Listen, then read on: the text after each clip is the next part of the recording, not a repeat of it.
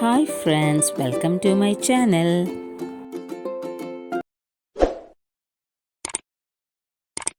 Hi friends, ഇന്ന് നമ്മൾ ഉണ്ടാക്കാൻ പോകുന്നത് ഇഞ്ചി ചായയാണ്. അപ്പോൾ വളരെ എളുപ്പമാണ് കേട്ടോ ഈ ഇഞ്ചി ചായ ഉണ്ടാക്കാനായിട്ട്. അപ്പോൾ ഞങ്ങൾ ബീനാൻ്റെ വീട്ടിലേക്കാണ് വന്നിരിക്കുന്നത്.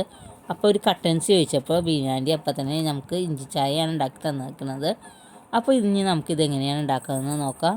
ഇനി നമുക്ക് ഇതിന് വേണ്ടിയിട്ട് ഇഞ്ചിയാണ് വേണ്ടത്. 1 ഇഞ്ച് വലിപ്പത്തിലുള്ള ഇഞ്ചിയാണ് കേട്ടോ ഞാൻ എടുത്തിരിക്കുന്നത്. ഇതുപോലെ ചെറുതാക്കി നമുക്ക് അരിഞ്ഞെടുക്കാം, ഇല്ലെങ്കിൽ ചതച്ചെടുത്താലും മതി. ഒരു പാത്രത്തിൽ 4 ഗ്ലാസ് വെള്ളം ചൂടാക്കാൻ വേണ്ടി വെച്ചിട്ടുണ്ട്. ഇനി ഇതിലേക്ക് നമ്മൾ അരിഞ്ഞു വെച്ച് ഇഞ്ചി ഇട്ട് കൊടുക്കാം. ഇനി ഇതിലേക്ക് 6 സ്പൂൺ പഞ്ചസാരയാണ് ഇട്ട് കൊടുക്കുന്നത്. ഇത് ചെറിയ സ്പൂണാണ് കേട്ടോ, അതുകൊണ്ടാണ് 6 സ്പൂൺ ഇടുന്നത്. അത്യാവശ്യം നല്ല മധുരമുള്ള ചായ ആയിരുന്നു കേട്ടോ ഇത്. പിന്നെ നിങ്ങൾക്ക് വേണമെങ്കിൽ നിങ്ങളുടെ ഇഷ്ടമനുസരിച്ച് മധുരം ചേർത്ത് കൊടുക്കാവുന്നതാണ്.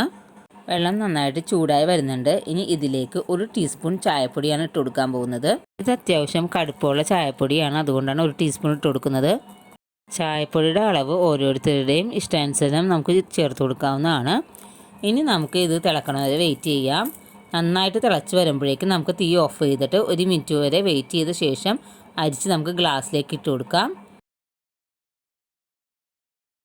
ഇനി നമുക്ക് ഇഞ്ചിച്ചായയുടെ ഗുണങ്ങൾ എന്തൊക്കെയാണെന്ന് പറയാം. അപ്പോൾ എല്ലാവർക്കും തന്നെ അറിയാവുമായിരിക്കും, പക്ഷേ അറിയാൻ പാടാത്തവർക്ക് വേണ്ടിയിട്ടാണ് കേട്ടോ അതും കൂടി ഞാൻ ഷെയർ ചെയ്യുന്നത്. അപ്പോൾ തൊണ്ടവേദന ഉള്ളവർക്കൊക്കെ ഇത് നല്ലതാണ് ഈ ഇഞ്ചിച്ചായ.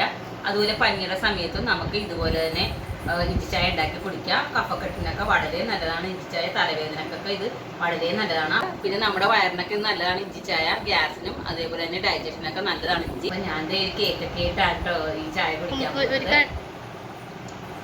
അപ്പം എല്ലാവരും ഇതുപോലെ ഒന്ന് ട്രൈ ചെയ്ത് നോക്കുക. നിങ്ങൾക്ക് ഫീഡ്ബാക്ക് അറിയിക്കുക. ബൈ.